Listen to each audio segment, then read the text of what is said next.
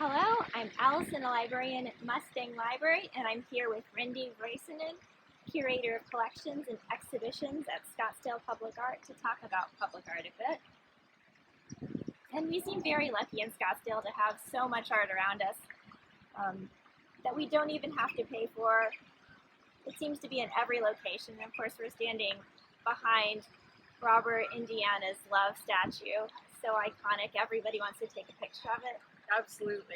Can you tell us a little bit about what public art is? Well, to me, public art is what makes a city really interesting. It gives us a focus. It helps improve everyone's lives. For instance, the love sculpture here. This is the photo op if you want to take a photo with your family for weddings, quinceañeras, engagement pictures. Thanksgiving weekend, there's always people here to take their Christmas photo. There's always photographs being taken at the love sculpture. So public art becomes part of your life in the city of Scottsdale. We've got public art all over the city, within parks, public buildings, the lizard and designs on the Pima Freeway. It's what makes Scottsdale really unique and important to everyone's lives. Art and culture have been values of Scottsdale for a long time, practically since the beginning. Is some of the art older, and has art changed over the years? Yes, we have been an arts community for really since the 40s. The CATTLETRACK Arts Compound out there sort of on Miller and McDonald was really an arts center, if you will, 100 years ago. So the arts are super important to Scottsdale. We've got a thriving arts district downtown Scottsdale, and it's just really been part of our kind of city's DNA, I guess. The public art program has been sort of officially in place since 1986. However, LOUISE NEVELSON, that's over on the other side of the park here, she was commissioned to do that piece in 1972. So we've really had public art in our city ever since the beginning. So are there any themes or commonalities to the public art collection? Anything you're looking for as a curator? Well, public art, let's just say this, public art is really commissioned through a group kind of process. We have many people who are in on the process of choosing artists, choosing sites, and sort of curating the collection, as if you will, throughout the process. We do have quite a few equestrian sculptures, of course, Scottsdale being the most western town. So we do have a lot of that, but then there was a lot of modern artwork here too. The love sculpture, for instance, with Louise Nevelson, was very modern back in the 70s, and it wasn't really well liked at first because it felt too modern. But eventually it became one of the city's most favorite pieces. The MELL sculpture out in Old Town is a perfect example of a combination. It's an equestrian sculpture, but it's modern in its execution. It's kind of angular. MELL created that piece sort of based off of the city of Scottsdale's seal, the bucking rider. And he just sort of combined modern and traditional all in. So I think you touched on this, but how does public art choose a project? It seems like some of our art is more aesthetic, some of it's more utilitarian, like on the 101, the bus stops. It all depends on the sort of city amenity that's being built. Scottsdale's got a 1% public art ordinance, and so it depends on what the city is building. So if the city is building a water treatment plant, for instance, up in North Scottsdale, 1% of that budget went into providing monies to create public art. And sometimes it goes with the project, like the libraries, for instance. There's the feather piece out in front of Civic Center Library that's connected to the project. For the water treatment plant, it's a little different because it's a secured site since 9/11. They don't really allow the public to sort of roam around over there. So those funds will be used to create public art nearby. We are getting ready to start that project very soon, which will be on the corner of Scottsdale Road and Frank Lloyd Wright, sort of across from the TPC golf course. So it just really depends on the project. It could be site integrated into the building, or it could be outside of the building. And then how do you work with artists? Do they have free reign over their project? Are there constraints that they have to work within? Definitely the artist. Making public art is very different from making art in your studio as an artist. There are many different people who weigh in on the site, the risk management, the materials, what will go with the architecture. Sometimes the artist is embedded in the architecture and design team, so they all can help decide where the art will be and what it might look like. So public art is really very much a team exercise because there are so many different people who need to weigh in on it. Being a public building, you have to consider a lot more things than if you're going to put up a painting in your office or something. So there are a lot of artists involved in Scottsdale Public Art, and I was thinking of PAOLO Salieri and his bridge. He's locally famous, or he was internationally famous, original thinker, original architect. What other artists should we be looking for around here?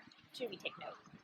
Well, another sort of artist and original thinker that we have with public art is James Turrell. He's an internationally known and celebrated artist who works with light. And we have a sky space by him that is in the courtyard of the Scottsdale Museum of Contemporary Art. Turrell creates these sky spaces so that you can contemplate what the sky looks like. And that sounds very simple, and it kind of is, but he creates these spaces so that you can slow down and become sort of more aware of the color of the sky. Even when it's dark out, the color of the sky is this beautiful, deep, velvety blue color. You wouldn't think it just walking around, but when he creates this space for you to enjoy it, that's when you can really see it. It's pretty amazing. So these publicly accessible sky spaces, they're pretty rare in the United States. Arizona State University has one, we have one, and I think there's 10 more in the world that are publicly accessible. If you're extremely wealthy, you can hire him to make one for you, and a lot of people do, but of course they're not public. We're very fortunate to have a public space.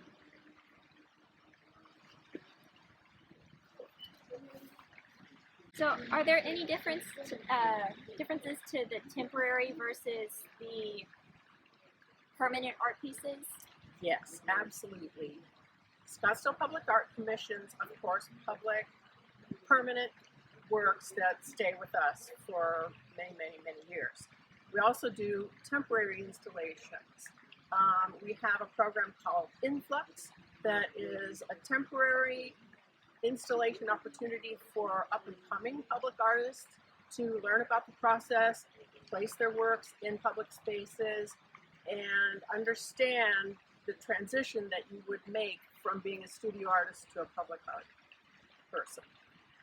We also have every November an event called Canal Convergence, and so we have commissioned international artists to come into Scottsdale, and this year, because of COVID-19, we are putting all of these installations throughout downtown Scottsdale, not just up at the waterfront at Camelback at Scottsdale Road.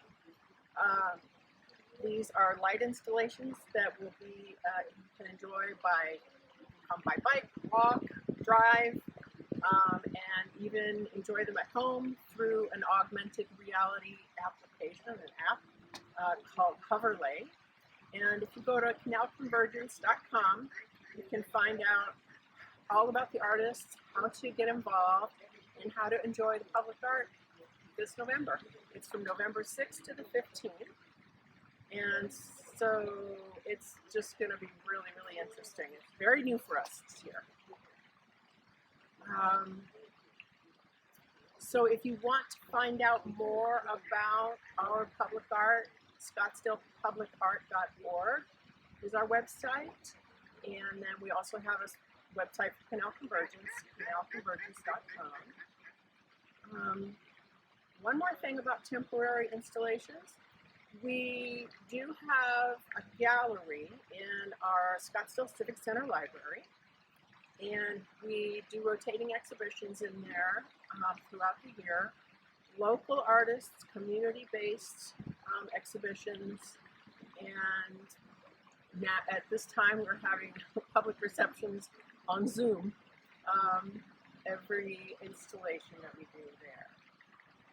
So right now it's the Artist Breakfast Club, exhibition of Arizona artists who have been meeting together for 20 years, showing what they've done and the importance of being able to meet as a community. So that show will be up until December 31st, 2020. So if we were to explore public art in our area, North Scottsdale, Central Scottsdale, South Scottsdale, where would we start? Well, I think you should start with looking at the website. We've got 3 different driving tours on our website, scottsdalepublicart.org. So go there, you can find your neighborhood, and you can it'll give you a map of where to go and what to see. We have got over 100 different public art works throughout the city. We've also got 2D artwork, smaller works that are throughout city offices and the libraries and public buildings, but that's a whole nother issue. So I would start with the website and find your neighborhood, find where you want to go, and you can just go out and go on a little treasure hunt for public art in Scottsdale. Great. And is there any way to enrich our experience, or just go out and explore? And there is information like on the website that talks about the artist, the location, when it was installed. So I guess just that very basic bit of research will get you some extra info for enjoying the public art. Okay, great. Well, thank you so much for talking to us, Wendy. You're I welcome. definitely have a new appreciation.